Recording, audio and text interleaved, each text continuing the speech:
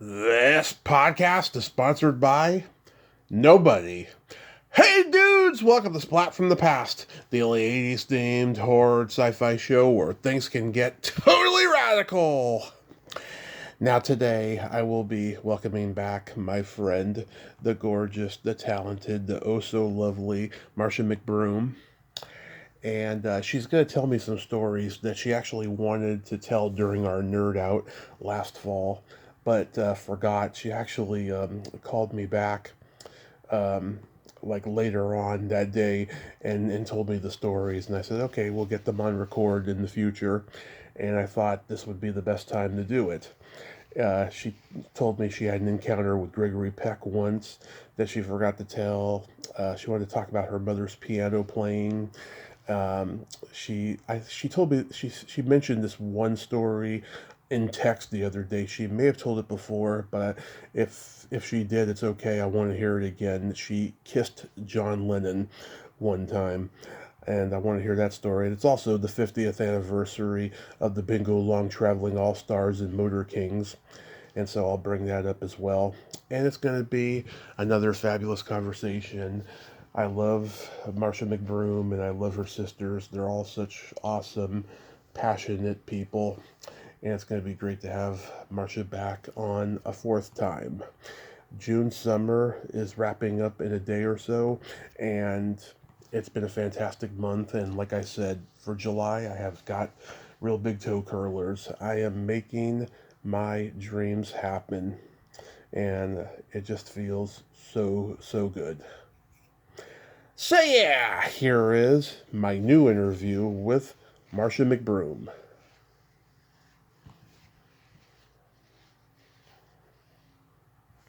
Hi, Tommy. Hey Marcia, welcome back. How are you today? Excellent. How are you? I am blessed. I cannot complain, and I am so glad to be back here with you again in the summertime. Yeah, the hot, sizzling summertime. You would not believe it, Tommy. Here in New York, women are walking in the streets half naked. I can't believe it. And it's funny because I'm not a prude, but it's like, give me a break, women. Is it that desperate out here these days? It must be a special occasion or something. I'm telling you. Well, the thing is to have a skirt or hot pants that show the bottom of your butt, and then wear boots with it. And preferably, if you have a bare midriff, that goes along with it too. Right. So I think it's funny because I look at some of the men trying to be discreet, but you can see them almost having whiplash. Yeah. Looking back at these women, it's unbelievable. Exactly. So last time we talked, you forgot to mention that you had a Gregory Peck encounter once. Tell me about it. Well, it's very interesting. When I was filming Jesus Christ Superstar in Israel for 4.5 months with Norman Jewison, Right. lo and behold, one day we looked up and who came to the set but Gregory Peck, because it turns out he was a friend of Mr. Jewison's. And he was very, very sweet, and we had a nice conversation together, and someone took a picture of us. So I ended up, it's hanging up in my home right now. But what's so unique about that is years before that, he was doing a film called Beloved Infidel with Deborah Kerr. Oh, yeah. And it turned out it was on the block where my dad lived. And so he took a picture with my little sister Lorelei on his lap. And I said, wow, what are the chances of two African-American girls having pictures with, we admired him so much as an actor.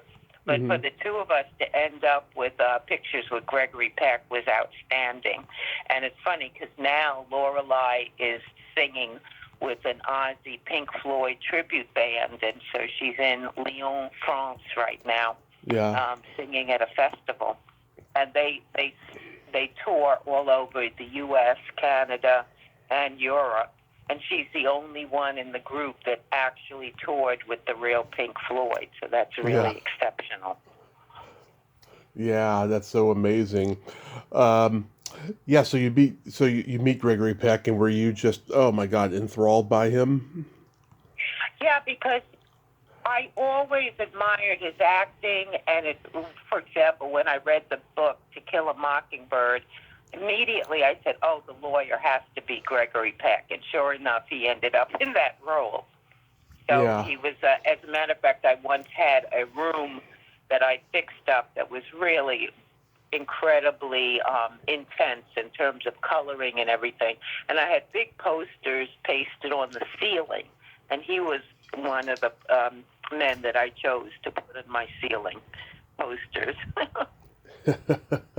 Yeah, I mean, he was one of the great old Hollywood leading men. I love so many of his movies: Duel in the Sun, The Gunfighter, The Snows of Kilimanjaro, Roman Holiday, To Kill a Mockingbird, Cape Fear, The Guns of Navarone. I mean, it just goes on and on. On and on. It's so, so amazing. Yeah.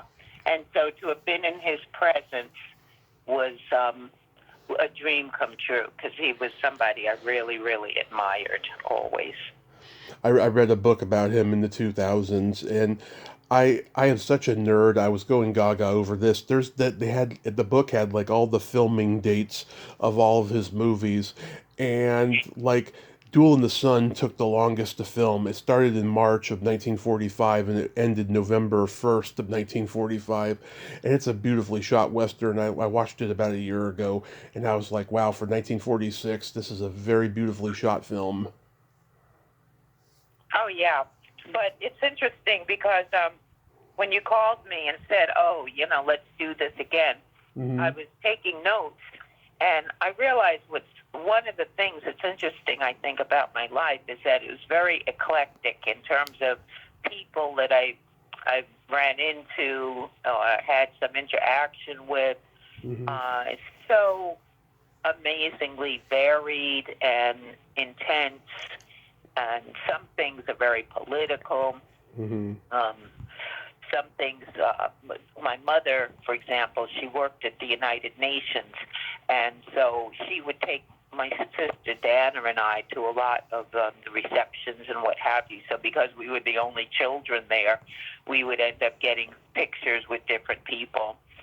And it was interesting because my grandmother came from Montserrat, and I actually found her in the um, archives of Ellis Island. So she actually came through Ellis Island. And at Hmm. that time, a lot of Caribbean people went up to Boston. So she Right. lived up in Boston first before she came down to New York. But she had my mother learn how to play classical piano because her idea was my mother was the oldest, so she was going to learn how to play the piano, and then she would be the one who would take care of her other younger sisters. But here it is. My mother was an incredible pianist. It was unbelievable. So she was offered to go to Russia to play. And with her piano teacher, of course. But my grandmother then was afraid because she felt, oh, she's a young woman and she's too young to go that far away from home. So you can imagine what a crushing blow that was for my mother that she finally gets a big break. And Yeah. who knows, she could have been like a Von Cliburn or somebody. Right. But my grandmother wouldn't let her go. So your mom was a classically trained pianist, and you told me in text she used to play piano before you all went to bed at night. Oh, yeah. Well, not only before we went to bed, but when we had our afternoon naps, she would Hmm. play for us, and it was always so, so very beautiful to hear her playing the piano. And she, for example, she could type 120 words a minute. She was a calligrapher, so she used to write when people had awards and stuff. And it's funny because the work that she did that was so tedious, like writing out sheet music note by note for like the Ed Sullivan Show and stuff, Hmm. she got paid by the page. And I'll never forget seeing her with her pen with the India ink and a gum eraser if she made a mistake, or she had to use a razor blade to if she made a mistake. And now they have computers that spit all of that out in a heartbeat. Yeah. And so it's really amazing. And she even played for Harry Belafonte when he first started performing. But then she said after she got married to my father, he didn't want her playing for him anymore because, you know, he was a big heartthrob of the day with his open shirt and Yeah. women, you know, falling head over heels over him. Yeah. Plus, he started getting a little folky, you know, once he started doing Deo, you know. Yeah, Yeah. but she was, remember, we have Caribbean roots because my mother's family is from Montserrat. So she was into the whole Caribbean thing as well. But Right. I'll never forget, she told me when she went to music and art high school, for example, she and my godmother, who played bass, they were like the only two African-American kids in her class. And she said she'll never forget there was some big assembly, and the speaker said to the students, remember, the future is in the palm of your lily white hands. And she and my godmother looked at each other like, oh, I guess he's not including us. Yeah. And then what was so sad is that my grandmother, bless her soul, brilliant woman, very, very talented. Again, she even made my mother's entire wedding dress. And you could just show my grandmother a picture and she could make anything you wanted. And she'd always make these beautiful outfits for us. Mm-hmm. And my mother explained that many times she and her sisters actually got beaten up after school because kids were jealous that they were always wearing these gorgeous outfits. But my mom had an opportunity to get an award because she had perfect attendance from first grade to high school. But she unfortunately told my grandmother that she was going to get this award. So my grandmother insisted that she stay home so she could make a dress for her for the event. And my mother was trying to explain to her, no, Mom, you can't do that because if I miss a day, then I won't get the award. But my grandmother wouldn't listen and kept her home that day. And so she didn't get that award. So you can imagine that kind of level of deep disappointment. But as I said, knowing my grandmother, if I were my mom, I wouldn't have told her until the day after I had the award. Did she teach you to play piano? No, well, see, that's the problem, too. Because my mom, she was great at giving other people piano lessons, but she was, like, so hard with us that she didn't have the patience to teach us how to play the piano. So none of us learned from her how to play the piano. So that was horrifying. But I once asked my dad, for example, how did he meet my mother? And he said she was a secretary for W.E.B. Du Bois, and that's how they met. Oh, nice. And so, so she was always involved. For example, she even worked for Dr. Martin Luther King Jr. Yeah. And they used to have big fundraisers for him at different armories around the city. And I'll never forget one time he came over to me to ask me how I was doing. And I was like, oh, my God, Dr. King is leaning over and talking to me. And I'm just a little girl. And here Dorothy Dandridge was there and Belafonte, Odetta, oh, gosh, what's his name? Another African-American actor who did... Sidney Poitier? Yeah, Sidney Poitier. Mm-hmm. Sidney Poitier. They were all there. And here Dr. King is coming over to speak to me, a little girl, asking me how was I doing. And my mom also knew Paul Robeson. Oh, yeah. Yeah, and she said, though, she was at that famous Peekskill concert that he went to perform, and there was a huge riot. And she was so terrified because people were throwing bricks. And she said she put my aunt's head down just in time as somebody threw a brick through the window of the bus that they were on, and then somebody else got hit with that brick. So that was a horrifying situation. But she said all she could think of is here she insisted on going to the concert with her little sister, and then a riot breaks out. She said she dare not go home and say, something horrible happened to her sister. Mm-hmm. And she also worked for the Rosenbergs. And I'll never forget, because as a little girl, that was the big thing in my household about how poor Ethel was railroaded into the, being executed, and she was innocent completely. But my mom said they used a brother of hers who was basically estranged from her and a mental case on top of it. Right. They used his testimony against her as the final thing. And it was one of those things similar to the witch hunt of Salem, because there was such a fever of execute them, that no matter what information they had, they, were going to execute them. Wow. God, that is crazy. Yeah, that's really horrifying. And one time I did find a card stating that my mom was invited to the funeral, and she was to ride, I believe, with their parents. But again, how stupid, I didn't keep that. So I guess that got lost in the sauce over the years. But what was so fascinating with my mom, for example, Andrew Biddle Duke, who was the chief of protocol under Kennedy, he would come up to our house all the time in the Bronx. We had this gorgeous 3-story, 22-room brownstone, if you can imagine, which now that whole block has been landmarked, and each of those houses now is worth, over $1 million, if not more by now.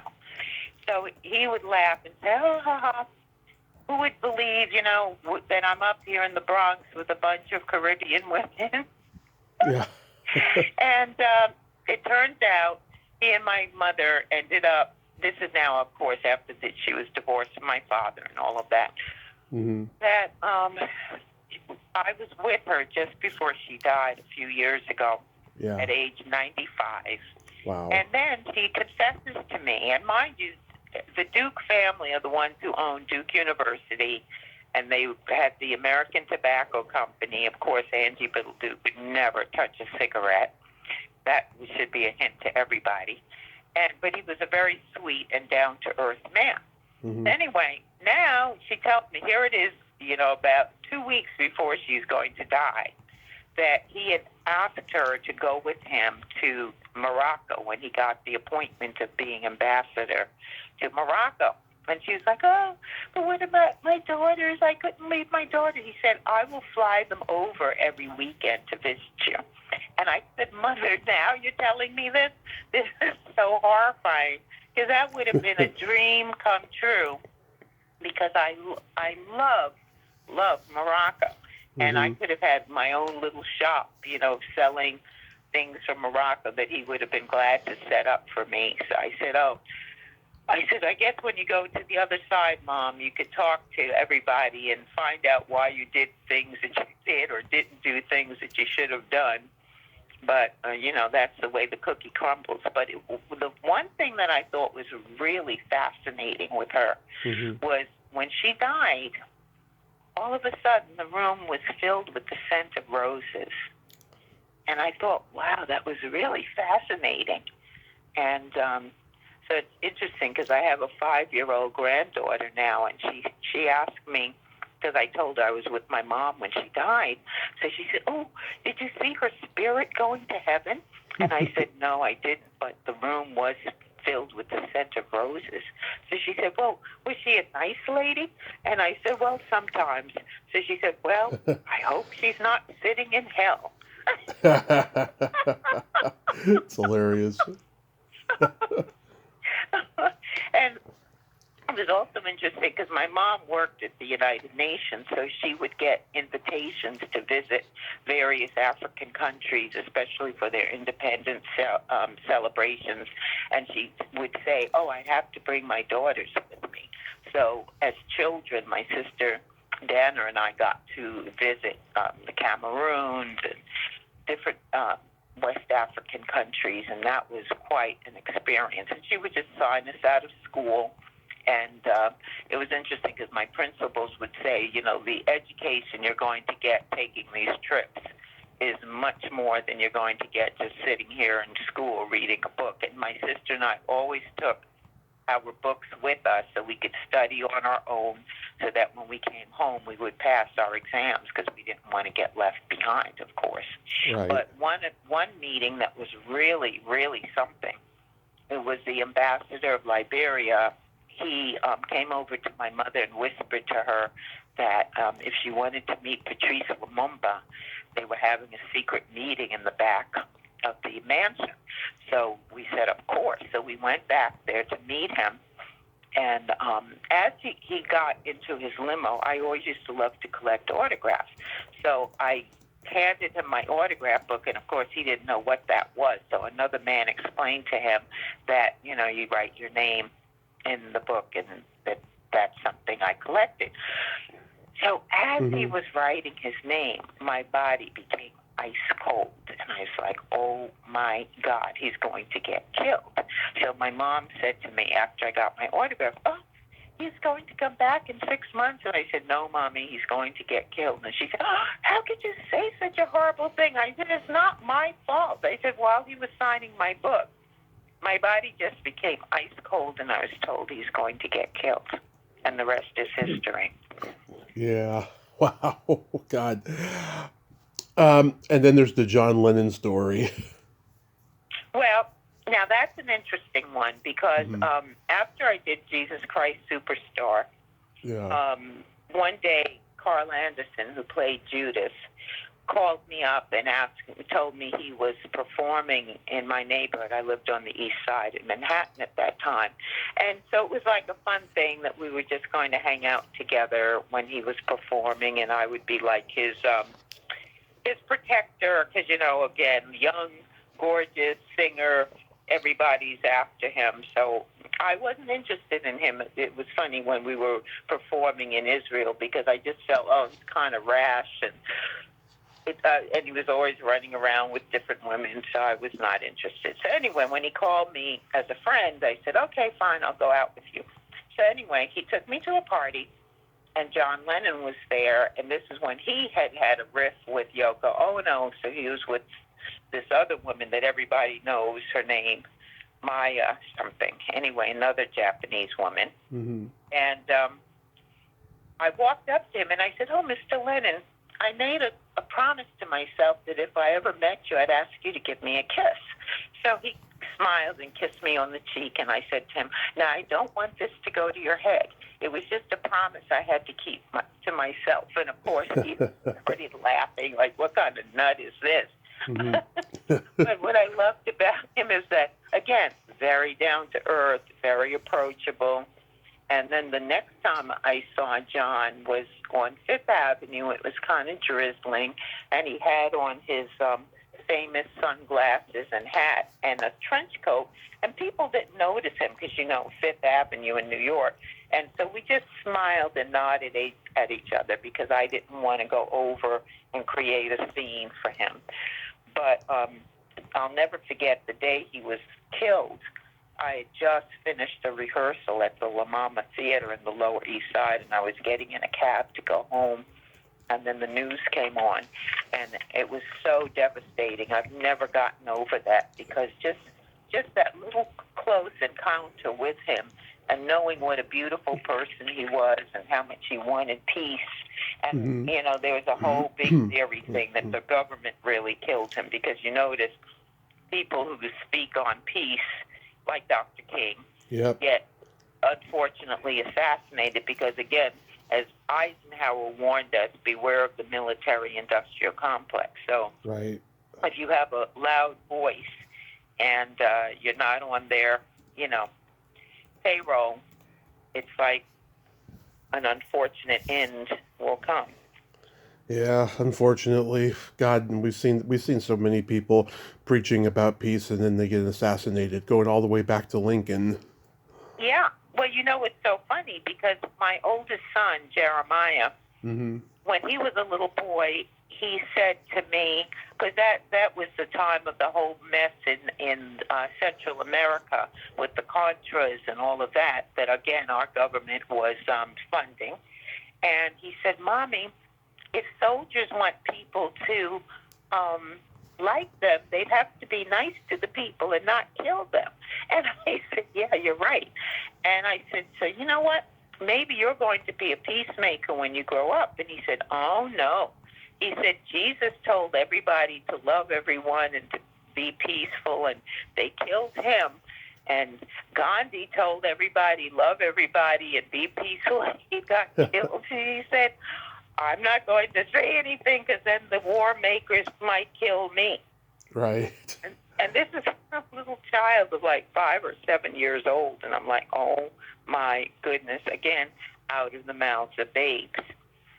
And it's funny because he plays the bass and he teaches chess classes. And he has, I would like your listeners to get pencils and paper because I do have a couple of things I'd like people to be aware of, and you should write it down. Mm-hmm.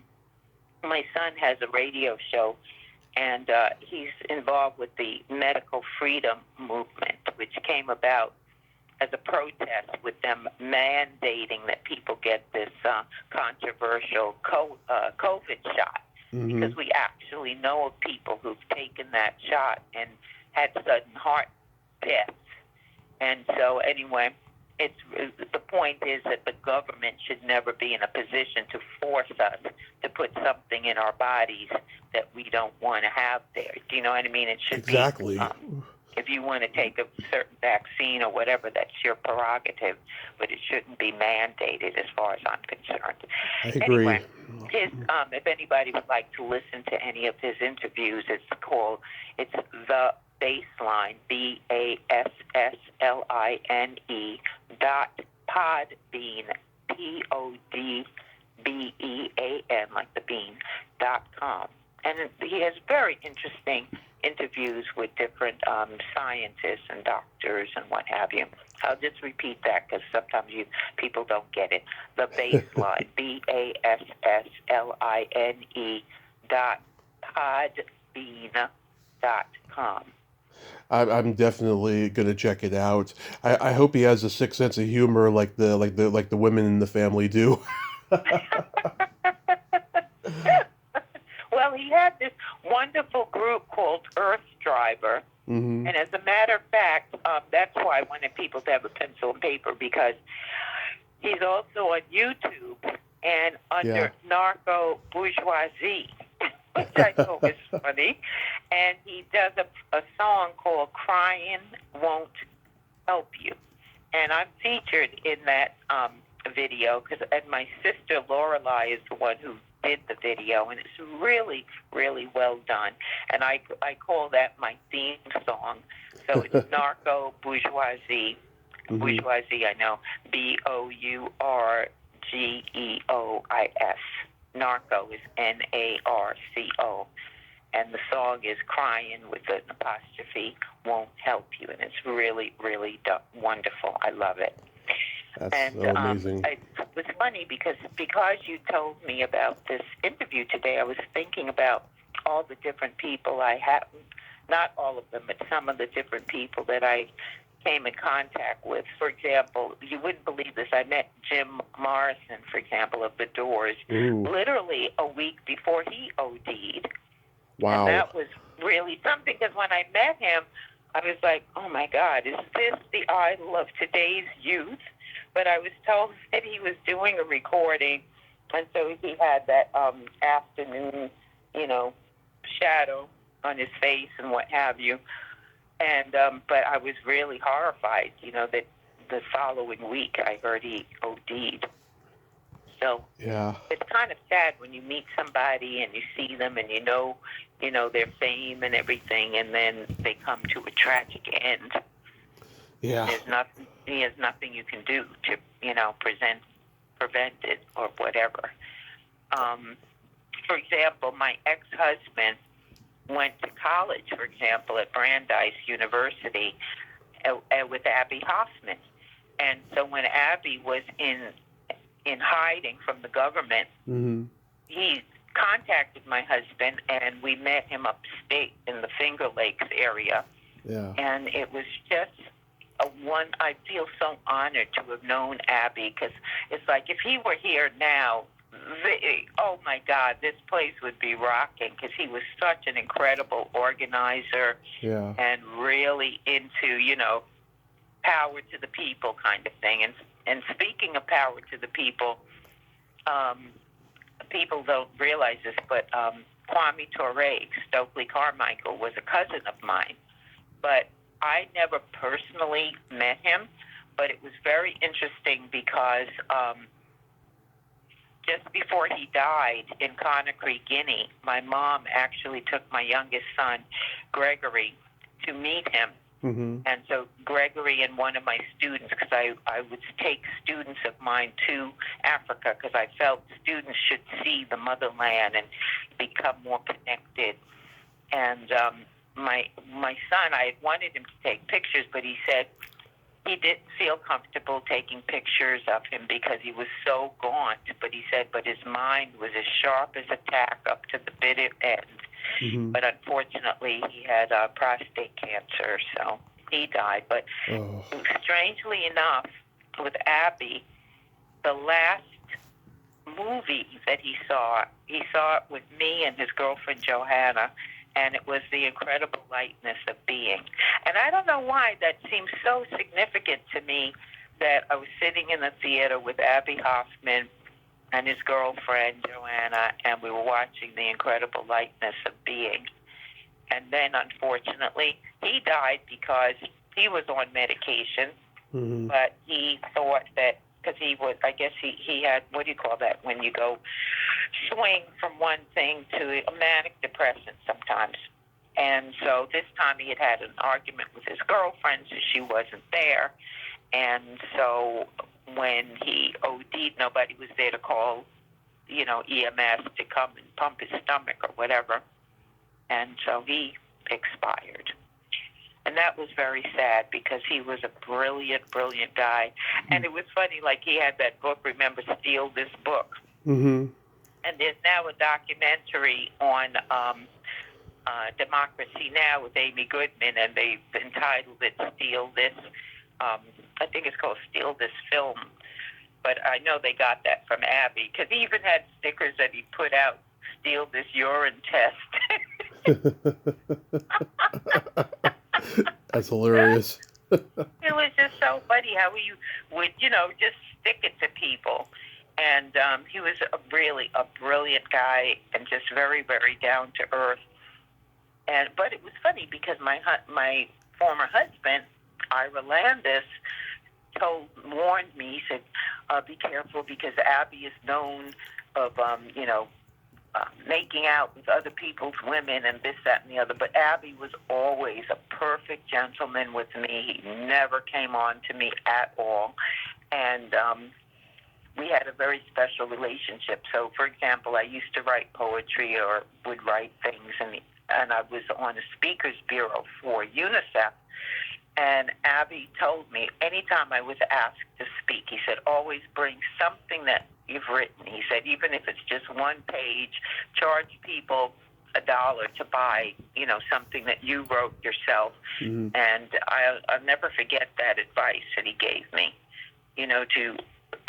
as a matter of fact, Walter Mosley, a writer, and also Amira Baraka, they told me, if you want to write, do it every day. Don't write for something. Just write whatever you feel like writing and just let it come out. And he said, but you have to think of writing like drinking and eating every day and just do it. Yeah. Yeah. So sometimes that's easier said than done. Mm-hmm. But I try because I keep saying, I should write down things because I've met so many interesting people and done so many interesting things in my life. It would be nice to hopefully inspire others. But for example, now I'm going through tons of paper because I told everybody we're in Act 4 of the play called Life, and we all know the finale. So I don't want to leave a whole bunch of stuff for my kids to have to try to plow through, even though they feel I'm not going through things fast enough. But in doing that, for example, I found pictures of me and Cynthia Myers, who performed with me in Beyond the Valley of the Dolls. I don't know why they picked us, but we were asked to dress up in like outfits from like the 1800s, like the Gilded Era, mm-hmm. to accompany Gene Kelly when he had his handprints put down.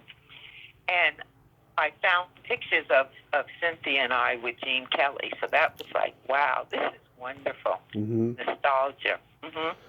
Yeah, And I'm in touch with Dolly Reed now, still, Dolly Martin. I had Dolly back on at Christmas time, and God, she was just making me laugh. She's so funny. Oh, she's hysterical. She's hysterical. And she was, actually, she and Cynthia were actual centerfolds for Playboy magazine. Yeah. And she told me that she came to the United States wanting to marry a rich American, and that's what she did. She And sure did. It's funny because I knew Dick and Don and Rowan and Martin Dan Rowan, because we were all with the same agency for the performing arts. So that's how I got to meet Jim Morrison, and I met the members of Jefferson Airplane and different, wonderful groups, because we were all with the same agency. Yeah, everybody knew each other back then. It was such a smaller world. There was no internet. Yeah, well, the bigger joke was I was just an extra in a movie called Fort Apache. Yeah. With Paul Newman. And again, he was another star that, oh my God, how much I admired Paul Newman. But everyone said he was very kind of to himself, very aloof on set.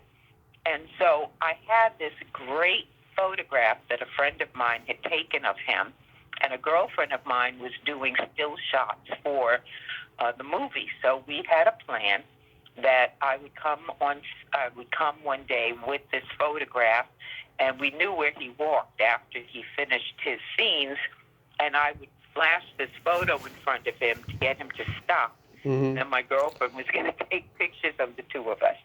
So we did it. But now that I look back years later, I'm like, oh my God, how ridiculous. I should have also had my Sharpie and asked him to autograph the photo for me. But I didn't, because I was just so happy to have a picture with him.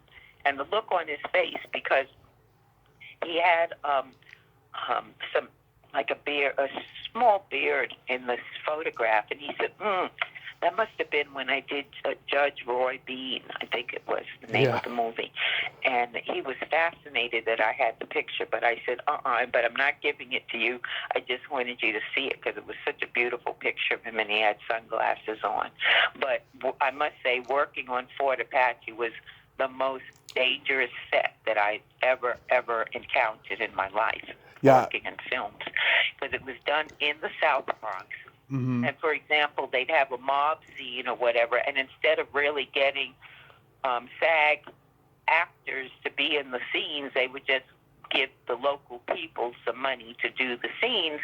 And so there was one scene where somebody went to pick up a real brick to throw at people, and I said, this is a movie. You don't pick up a real brick to throw at somebody because you can really hurt someone. And there was another scene where the assistant director told the young mother to put her baby's stroller right at the curb, and there was a scene where the police car with Paul Newman was supposed to come screeching up to the curb. I went over to the woman and I said, listen, this is just a movie, and accidents do happen. So do not take your baby in a stroller to put at the edge of the curb for the car to come screeching to a halt. Forget that. Move back and protect yourself. So she was like, oh, thank you so much.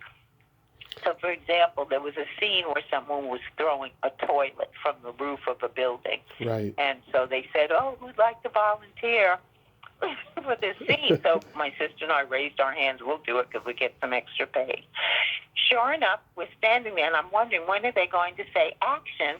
And I look up, and sure enough, the person had thrown the toilet down, and the guy forgot to yell action. So I screamed. So it was like real cinema verite. We're all running for our lives. Because if it had hit someone, of course, someone would have been killed. It was so ridiculous. And one of the wardrobe women, for example, she was sent to get something. The person who was supposed to close off the street forgot to do that. She got hit by a car and ended up having to go to the hospital. I mean, it's just totally crazy.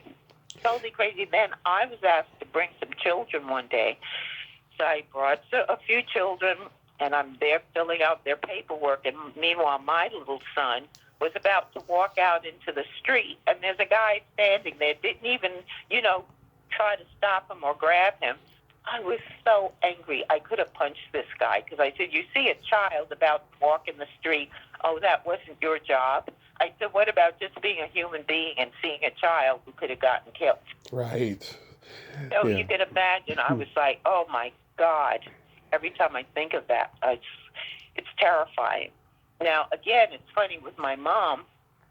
She was a friend of Malcolm X, for example, and she told me that he would come up to the house and they would have all these debates and everything, and he would send her letters when he traveled and what have you. But she threw them all away. She said, I had no idea he was going to become so famous, and Mom didn't really like him coming around all the time since he had been in prison. But, so this like, oh, my God.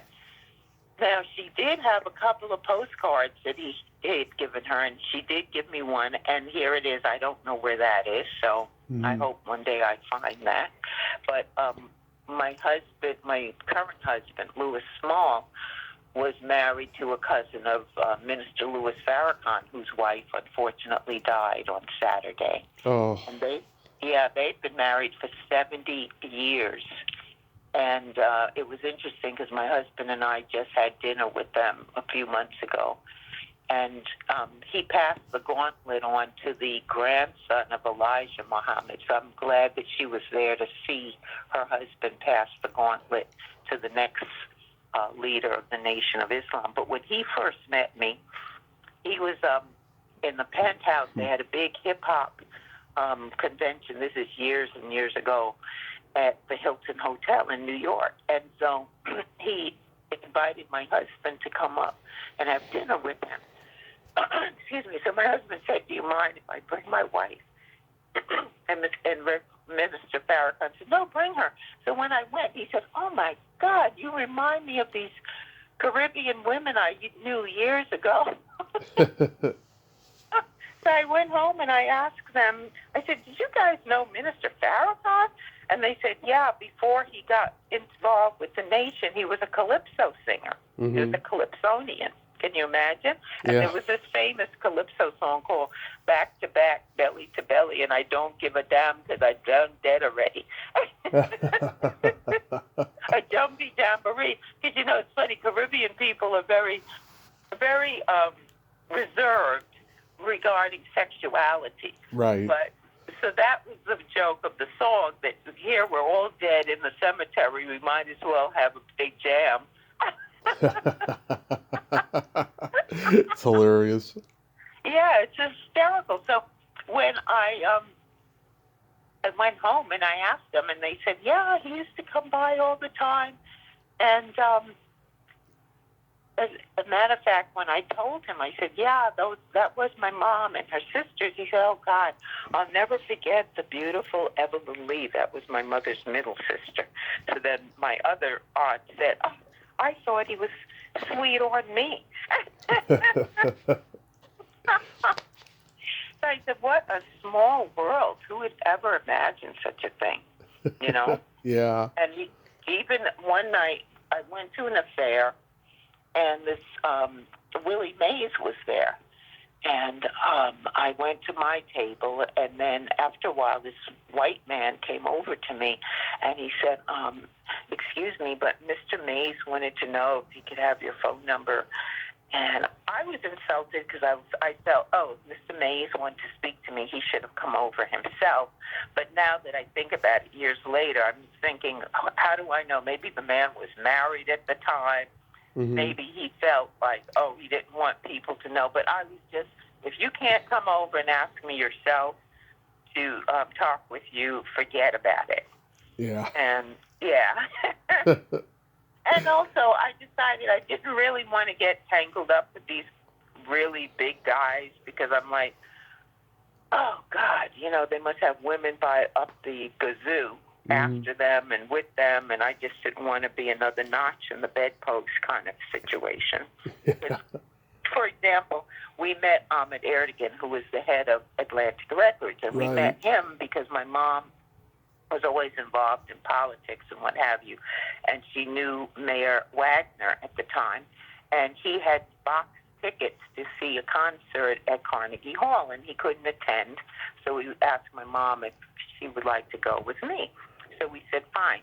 So he said, oh, you'll be in the box with Ahmet Erdogan from Atlantic Records. So, of course, Erdogan was, fascinated that we were sent to replace the mayor. So he invited us to his townhouse after the concert, and we met his wife, Nika, and what have you. And he had beautiful art like Magrittes and things like that at his home. And he would then start to invite us to different parties and events he was having. But here it is, for example, my little cousin in California wanted to have an autograph of James Taylor, who was one of his clients or whatever. And so I just told him, my little cousin would like to get an autograph from Mr. Taylor. Mm-hmm. And he said, oh, I could arrange for her to sleep with him or anything else he'd like to do. And I'm like, oh, my God. All the child wanted was an autograph. We're not talking about having a sexual encounter, for God's sakes. Well, I mean, that's when I knew that world is like too deep for me. Well, I mean, if it was legal, go for it. Well, to me, it's like that's too much. It's just too much. Yeah. So I'd rather just step away from it all. For example, there was this wonderful woman that was a friend of Grace Jones, who was a friend of mine since teen years, and she had this great party for Grace in her townhouse on the east side, and I'm telling you, Tommy, you would not believe this. She married a Greek shipping tycoon, and when you walked into their brownstone on the east side, and I think East 60s in Manhattan, there was a swimming pool on the first floor, indoors. And that was like, oh my God, breathtaking. And that particular party, Mick Jagger was there with Miss Hall, Jerry Hall, and all these highfalutin people. It was amazing. It was amazing. But here it is. Mick approaches me, and if I were one of these fast women, go to the next room for a little quickie, and I couldn't believe it, because I'm just saying, here he is with Jerry Hall, who's knocked down gorgeous. Why would you even try to make any kind of approach to anybody else at the party? Do you know what I mean? Right. But again, as fate would have it, years later, my sister Lorelei got a call from Lisa Fisher, who always sang with the Stones. But Lisa got a job with Luther Vandross at that time, and she couldn't do the Steel Wheels tour. So she asked my sister Lorelei if she could do it for her. And so Lorelei went and auditioned for them, and she got the gig. Right. And so it was absolutely incredible, because they did an IMAX film of that, and Lorelei is in the film doing duet with Mick. And so they performed here at Madison Square Garden years later, and so they gave tickets to Lorelei, and I met Mick again. And it was so sweet, because he was very gracious, and he pretended that, he remembered meeting me before, at Grace's party. And I'm like, maybe he didn't, but at least he was nice and pretending that, yes, he remembered. Yeah. It's really funny. And just like Richie Havens, my husband, Louis Small, played piano for Richie for 10 years. Wow. And they traveled all over Europe. He said they went to all the 50 states. But I also knew Richie from before. Woodstock and all of that? Well, he's the one who opened Woodstock, because nobody else could get through with, I heard, the mud and everything. So that's where he became famous, as being the person to open Woodstock. And he had to keep playing until everybody else could get through to get to the stage. Yeah, but he was, again, such a down-to-earth, wonderful human being. And I don't know why they haven't put him in the Rock and Roll Hall of Fame, because I here they're know. even putting people who had nothing to do with rock and roll I know. in the Hall of Fame. And Richie was a real icon. Yeah. We even had him perform at the United Nations. It was funny because, again, the big thing is your 50th anniversary. But then they decided, they wanted to do something for the 51st anniversary of the United Nations. So we asked Richie if he would come and do it. And the guards at the gate, when they heard it was Richie Havens, they wanted his autograph. And he sang in the General Assembly with, I forgot what you call this instrument, but it's basically a cappella, but it was like I forgot what you call this instrument that makes a sound, but he did the song No More Turning Away from the Weak and the Weary. Mm-hmm. And I'm telling you, there was not a dry eye in the whole General Assembly. It was such a moving experience. It was really, really something. Yeah. Can you believe it's been 50 years since the Bingo Long Traveling All-Stars and Motor Kings? I can't believe that it's 50 years since Beyond the Valley of the Dolls and Superstar. And do you know that I'm still getting requests for autographs from all over the world of kids who weren't even born when the movie came out, but they said they, were introduced to the movie and they're great, great fans. But I get letters from Sweden, from Poland, from Germany, from Hong Kong, from all over the United States. It's unbelievable. It's truly unbelievable. And one time, Dolly and I did one of those autograph conventions together. Right. And because no one had seen us for all these decades, men were coming over and actually on their knees talking to us, till the point that everyone else came over and said, "What the hell's going on at this table?" Yeah.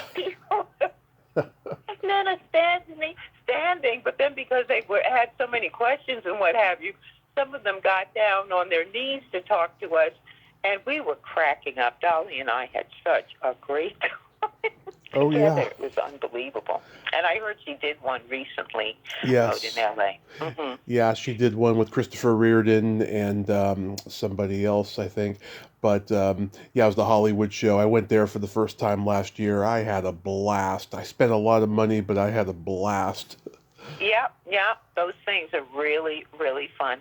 And what I love is just the energy of the fans and how dedicated they are, and they pick up things that, wow, I hadn't thought about it in that way, kind of things. That's what I think is very special. And it was funny, though, because I was at one show, I think it's called Chiller Theater here in New Jersey several years ago. Right. And it turns out in another room, Ted Neely and Yvonne Elliman and some of the other cast members from Superstar were in the other room, and they didn't know I was there because of Beyond the Valley of the Dolls. So someone came over to my table and said, "Oh, Miss McBroom, Jesus would like to speak with you." Of course, everybody's looking around. Jesus wants to talk to you. And it turns out that they did a remastering of our movie. Yeah. And so we all went together to see it, and Norman Jewison came down from Canada to see it. And it was the first time, believe it or not, that I had actually seen the movie myself. Wow. I met Ted last year at the Hollywood show. He was a sweet man, very sweet man. Yeah. And it was funny because after we finished filming, he had to stay in Israel for a little bit to do the post-production work. And his daughter had come to the set, and she took such a liking to me, she asked me if I could come and stay at their house in England on my way home. And I said, "You can't just invite people to your home. You have to ask your parents if that's okay." Yeah. So her mom was going back with her, so they did invite me to come. And then while I was there, his wife introduced me to Alan Ladd Jr., so that was interesting. Yeah. Again, another film icon. Right. Mm-hmm. So June is National Belly Button Month. If I remember correctly, you're an in-betweenie, right? What do you mean? Any outie, it's like middle Oh, right, ground. right, right. Yeah. Yeah. Hmm. Your sisters have that too. What does your husband have? It's funny that you did ask because he has an Audi. He has an Really? Audi. Yeah.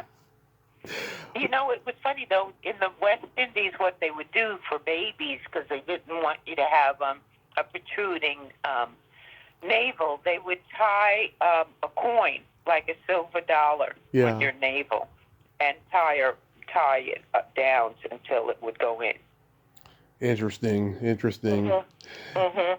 Yeah. And I. it was also interesting because my ex grew up in Queens with Art Garfunkel and Paul Simon. Mhm. And it was funny because once we went to Art's family's home, and they had all of those little home videos that they did in those days, and they're looking at all of them as munchkins and trying to figure out, is there any way you would have guessed that Art was going to be, rich and famous?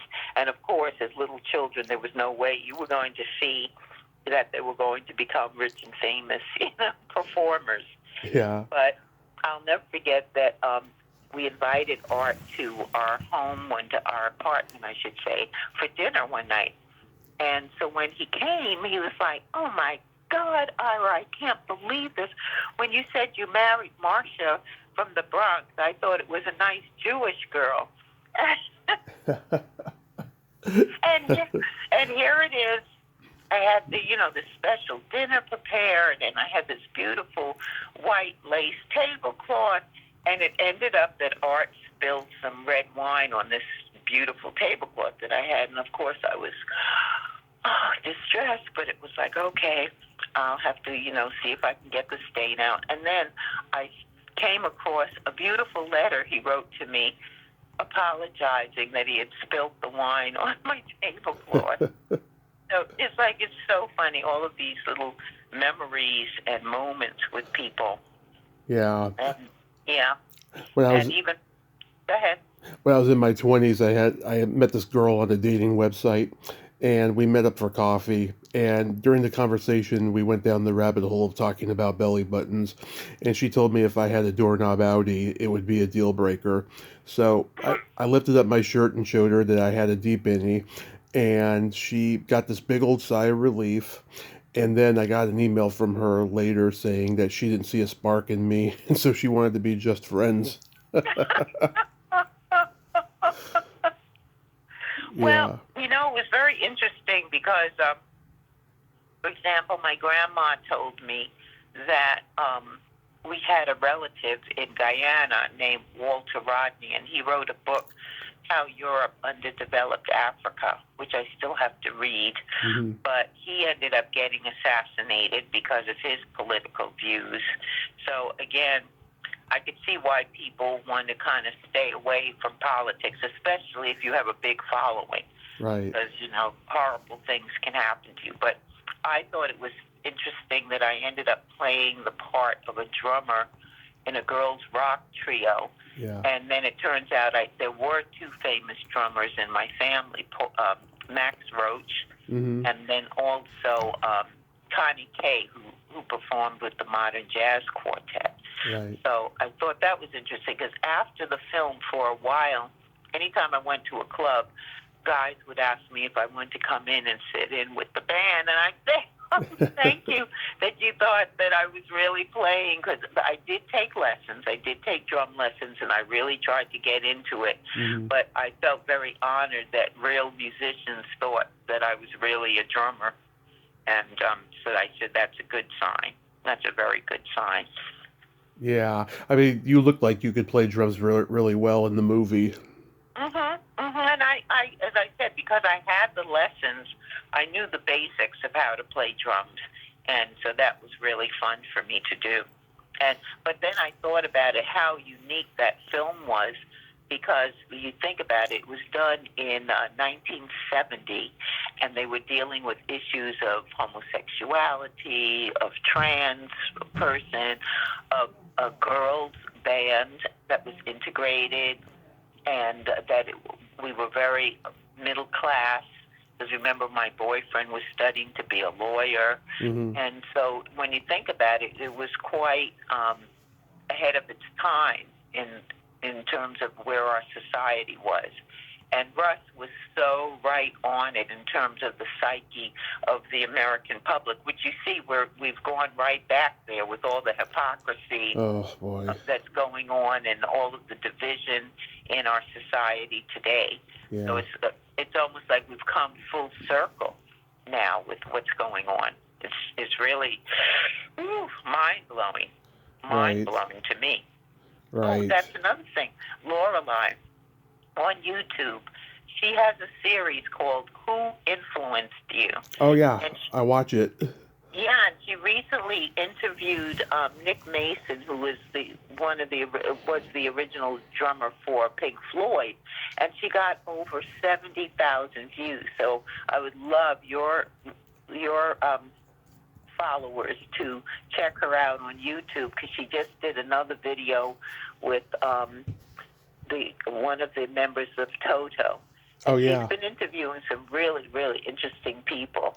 And the show is on YouTube, and it's called Who Influenced You? And she even interviewed me. She has 2 sessions with me. I saw that. And also she has another thing on there called the McBroom Sisters, and that's with my other sister, Durga, who's also a singing diva, who also toured with Pink Floyd, and also Billy Idol and different stars. So you can check them out on YouTube, the McBroom Sisters. And I love hearing them sing the Pink Floyd song, Great Gig in the Sky. It's just so gorgeous the way they do it together. And they did that with the Ozzy Pink Floyd band at one point. And they were together in the same town at the same time. Yep, and as I told you in text messages, I was subscribed to Durga's OnlyFans for a short time because she just kept posting the same kind of stuff over and over again. And I love looking at her body, but I want to see more naughty stuff, you know. So I unsubscribed, and plus I'm going through financial stuff right now.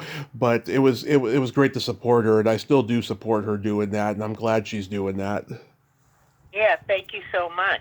Yeah, because another thing that's fascinating, when I went to the Smithsonian, the African American Museum in D.C., I was really surprised. They had a section, a box, and it said Black Feminism. And there I was on the cover of a paperback book that I did that was called The Black Woman. Yeah. And it was edited by Tony Cade, and it has a series of essays from different African-American women writers. But I was so excited that paperback made it to the museum.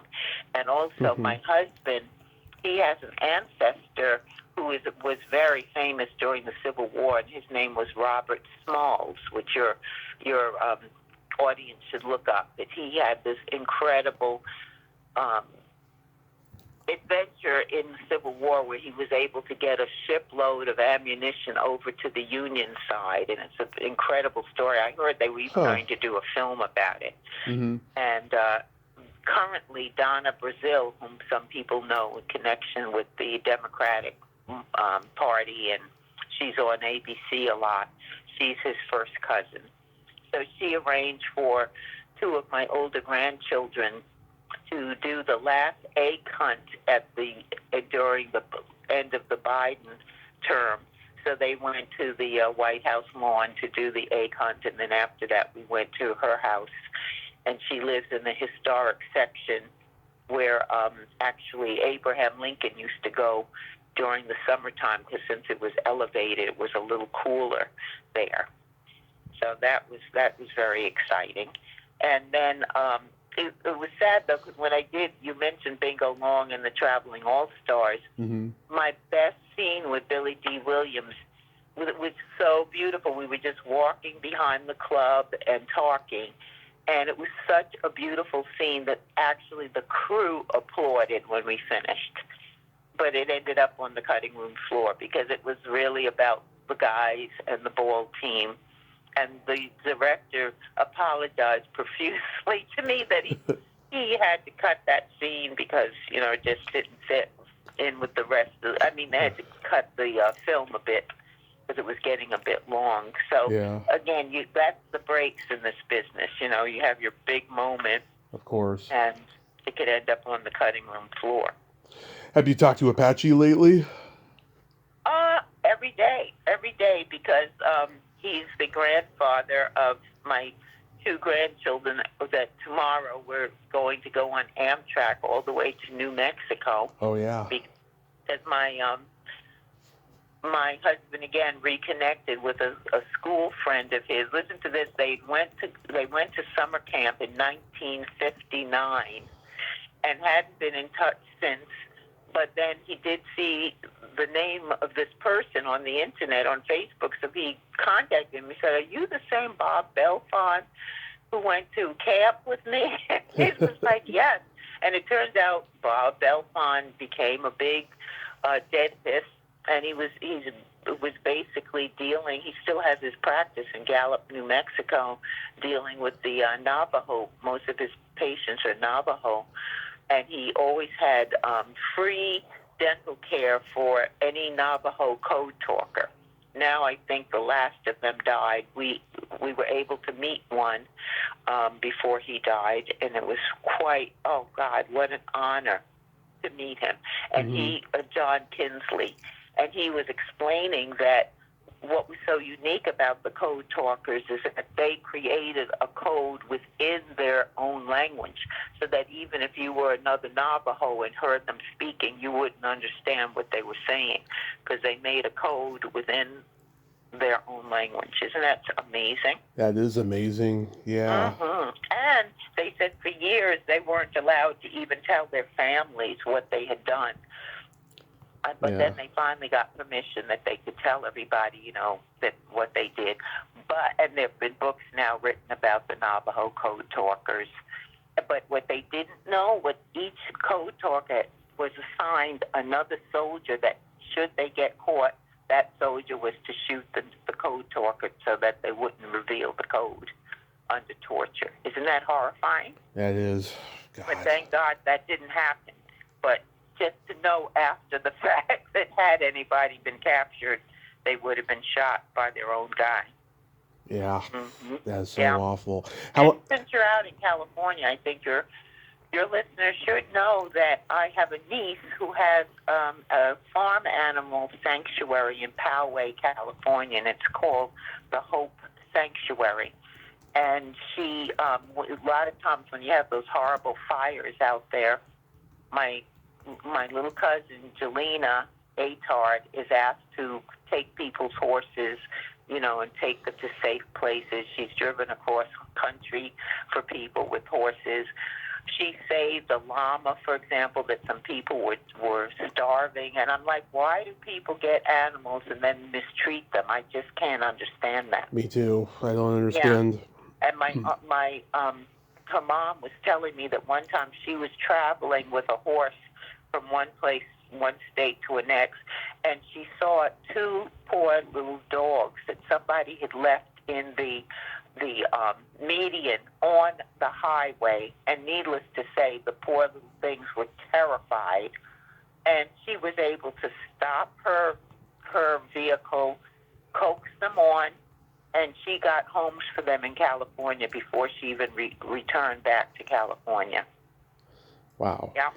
And then she said there was another woman who had advertised, she needed support because she was rescuing horses and this, that, and the other. So my little cousin went to her offering to take one of the horses for her and had money to pay. And the woman was like, oh, no, she wanted more money. But then my cousin felt something wasn't right because she said the water troughs were filthy and the horses didn't look like they were really being taken care of properly. So she ended up reporting the woman, and it turned out it was a scam. The woman would get these horses, get money for them, but then end up taking them to the top of over a ravine and shoot them.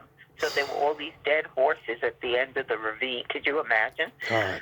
So hopefully she got a prison sentence for that one. I hope so. Yep. Yeah, because I'm not a vegan, but I feel that the least we can do is treat animals with respect. Right. You know, and not be cruel to animals. And usually people who are cruel to animals turn to humans next. You know, and then I was thinking when I was in the business, I did 20 covers, and that included album covers, book covers, magazine covers, and some were here, a couple were overseas. So that was kind of fun thinking about that. And Yeah. I even get fans who want me to autograph their albums that I'm on. I did 2 for the Stylistics, Thank You Baby, and Fabulous. And as a matter of fact, there's a documentary film called Black is Beautiful about Kwame Braithwaite, who is one of the photographers with whom I worked. And he did those covers for the Stylistics. So, and I did a cover for the Fatback Band called Yum Yum. And so 3 of my images ended up in the documentary, which is great because they said they had to go through like 500,000 photographs that Kwame took during his career. And so now his work is in museums all over the world now. I think they said 37 different museums have photographs that he took. So that's exciting. And back in the day, there was this great dance called The Hustle, and Do the Hustle. And I'm on that cover. It's called Disco Baby. And that was by Van McCoy. But again, here's a sad point. Van took me to D.C. to go to a party for his grandma, or great-grandmother, and I think she was like 101 years old, so that means there was longevity in his family. Yeah. But then he got caught up in the drugs scene and ended up shortening his life. And I thought that was so sad because he was really at the top of his game at that time. Yeah. You know? The Hustle. Yeah. Yep, Do the Hustle. And then I did a cover for Freddie Hubbard and called The Black Angel. And then when I think of back now, I think, oh, that was so unique at that time because when people think of angels, you think of blondes with blue eyes. Here I am, the Black Angel. So that was quite, a big step forward in those days. And then my husband, Louis Small, he ended up working with Freddie later, doing another project, musical project. And he also worked with Sylvester. And his big thing was You Make Me Feel Mighty Real. And they had a big concert, he said, at Madison Square Garden with Sylvester. And then he just found out that they were using one of his songs called Thousand Finger Man in this Grand Theft Auto 5. And we would have never known about this except his nephew said, Uncle Louis, they're using your music in Grand Theft Auto 5. So that's our next project of hooking that up to let them know, that music happens to have a copyright. And so that's our project right now. Nice. And how long is your trip going to be? We're doing a 10-day trip. Because on Amtrak, it takes 2 days to travel each way. Right. There's a stopover in Chicago. And we have a longer stopover, so we wanted to see the Obama Center, but the tickets are sold out until November. Wow. So on our way back, we want to just go over there and just see it from the outside, because even the outside is beautiful. I saw the documentary on it. And so just so the children can say that they've at least seen the place, And it's funny, too, because I even did the back of an album, if you could believe this, an artist named J.R. Bailey. And one of my fans actually got the album just so I could sign the back of the J.R. Bailey album. And as I said, the Fatback Band, that was funny because the album was called Yum Yum. And I'm like leaning over and licking a lollipop. That was funny.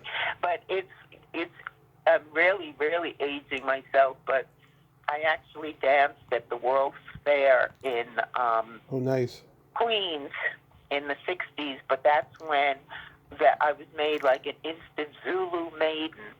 And so here I had to learn the songs phonetically and what have you, and we're dancing, and it would be so funny because the people didn't know that just because they were Zulus, they could also speak English and understand English. And as a matter of fact, that's when Mariam Makeba came over with Hugh Masekela, and then they sought asylum here to get away from the apartheid regime. But Belafonte got involved with working with them, and there was a big reception for them. I believe it was at Lincoln Center. Wow. And Anthony Quinn was there, and I'll never forget because he looked at me and he said, "Oh, you're so beautiful," and this and that. And I was like on cloud nine for like 2 weeks because my impression of Anthony Quinn was like the Hunchback of Notre Dame, and here he was, this very eloquent, gorgeous actor, and the fact that he was, admiring me as a little teenager, I was like, oh my God, cloud nine. Yeah. Here we come. And just like Audrey Hepburn, I was on the board of UNICEF, in the Metropolitan Committee for UNICEF for many years, and there was an event that she came because she said that UNICEF saved her life after World War II. And I was standing in the back of the room, and so there was a Q&A afterwards. And she said, "Oh, that beautiful woman in the back." And everybody turned around, and I was like, I wanted to just sink into the floor. But I just thought, oh, how gracious of Audrey Hepburn saying, yeah. And she, again, I've noticed that when I've ever met really, really famous people, they're usually very down to earth, very approachable. For example, I was leaving the UN one day, and because I volunteered a lot there since I was involved. And I see on a chalkboard, Mother Teresa will be in room so-and-so at 4 o'clock. And I'm like, what? Mother Teresa? I didn't even know she was in New York City at the time. So I said, let me stick around and see what's going on. So I went to the room, and then there was a video. And I said, oh, that figures. There's a video of Mother Teresa. And then somebody came in, don't leave. Mother Teresa will be here in a few minutes. And so I actually got to meet and talk with Mother Teresa. Nice. Yeah. And I gave her a picture of my 2 sons that I carried with me, and I told her, please pray for my 2 sons, Jeremiah and Gregory.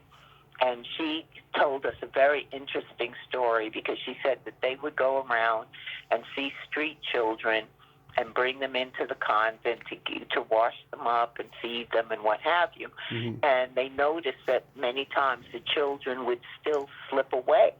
And they were wondering, if we're taking care of them, why are they slipping away? But it would turn out that the children would get extra food to try to take back to their families.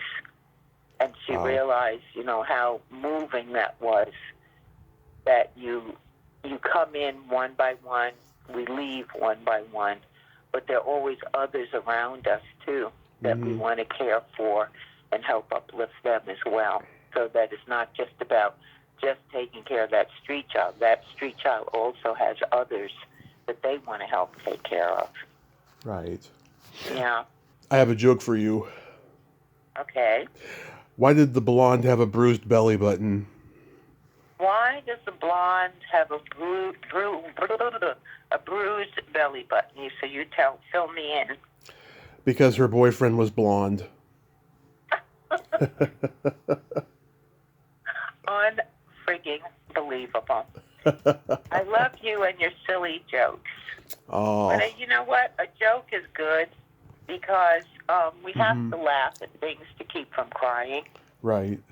And but one thing again that was really moving was Grace Jones asked me to be the godmother of her son Paolo. And when Paolo used to have birthday parties for him, Keith Haring would come to the party. So I got to meet Keith, and he became very, very wonderful young man because I had a citywide apartheid awareness project, and Keith donated posters for me to use and I wanted to do this huge concert, and Keith was going to participate in that. But my sons, he invited my sons and I over to his loft because he wanted to give them some swatches that he had done. And unfortunately, while we were with him, he got a call because he was planning to go to Kenya because they said that they had a treatment for AIDS, which unfortunately at that point he had contracted. And he was planning to go to Kenya. But then while we were there with him at the loft, he got some call, and they, from somebody here, they claimed they had some experimental thing they wanted to see if he would try. And unfortunately, he agreed to do that. And within less than a week, he was gone. So me with the conspiracy thing, I felt that, oh God, they found out he was going to go to Kenya, to Africa to get a treatment. Let's make sure he doesn't do that. Right. Marcia, I love you. Thank you so much for coming back on. I hope you write a book because all these stories are just so great. They need to be on paper.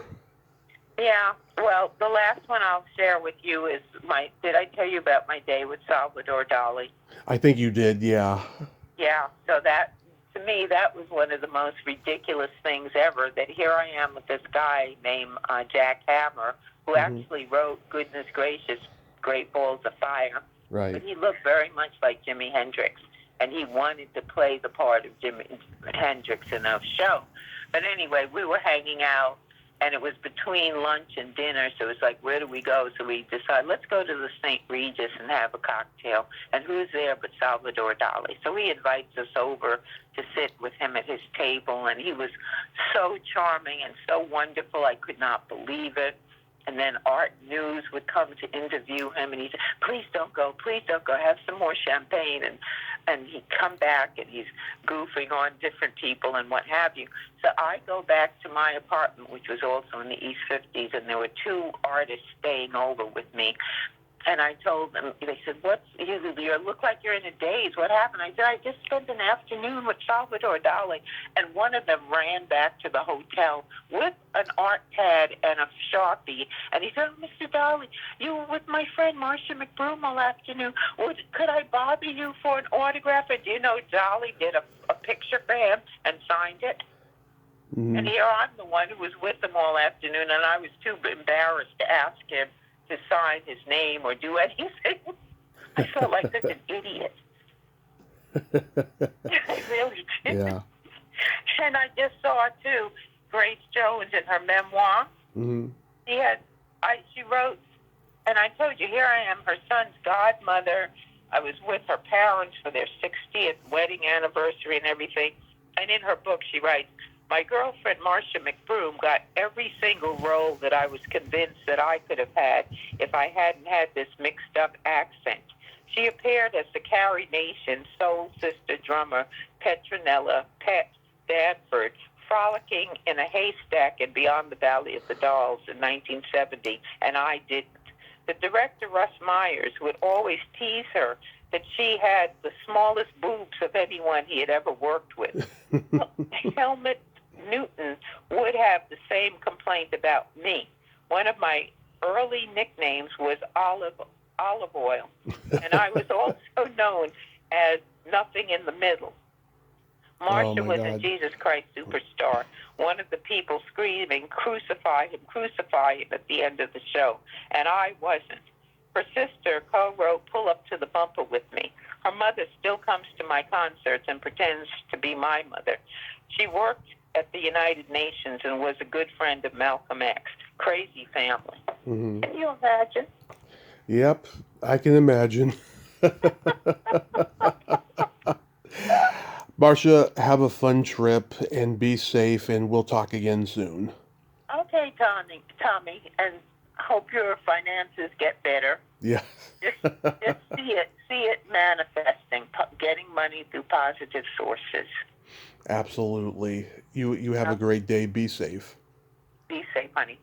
Ciao. Mwah. Bye. Bye-bye.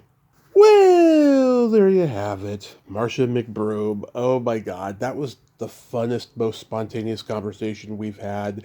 And yeah, even if I've heard the stories before, I love hearing them because they're fantastic. She's a great storyteller. She needs to write a book. She is a fabulous person and storyteller. I just adore her. Well, until next time, this is Tommy Throwback Kovac saying there's no shame in living in the past because the present sucks. Later, dudes.